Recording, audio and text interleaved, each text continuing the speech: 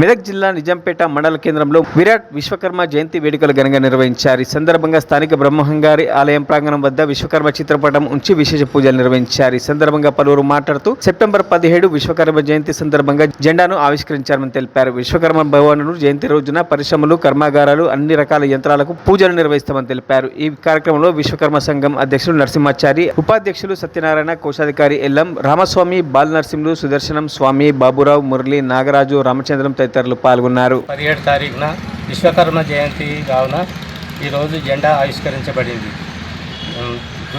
గురుదేవుడు మన విశ్వకర్మకు పూజ చేసి జెండా ఆవిష్కరించడము.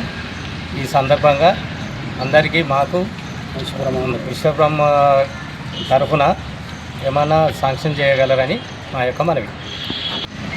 ఈరోజు సెప్టెంబర్ 17న జెండా ఆవిష్కరించబడింది కాబట్టి విశ్వకర్మ జెండా ఆవిష్కరించబడింది కాబట్టి మాకు గత సంవత్సరం అడిగినాము మాకు ఏదైనా సహాయం చేయాలని. ఏది సహాయం లేదు మాకు ఇంతవరకు. ఏది మేము పని ముట్లంటారా, మాకు ఏదైనా ఆర్థిక సహాయం ఏదైనా చేస్తారని గవర్నమెంట్ను కోరినాం. ఇది వరకు మాకు ఏది సహాయం అందలేదు. ఆ ఎమ్మెల్యే గారు కూడా అడిగినాం, అయినా కానీ మమ్మల్ని పట్టించుకునేవారు లేదు. మేము ఇదే పరిస్థితిలో ఉండాలన్నా. మాకు ఏమి వెనక ముందు భూములు లేవు, ఏవి లేవు, వ్యవసాయం లేవు. మనం ఏమైనా చేసుకుందామంటే లేదు, చేసుకుంటే కూలీ లేకపోతే లేదు.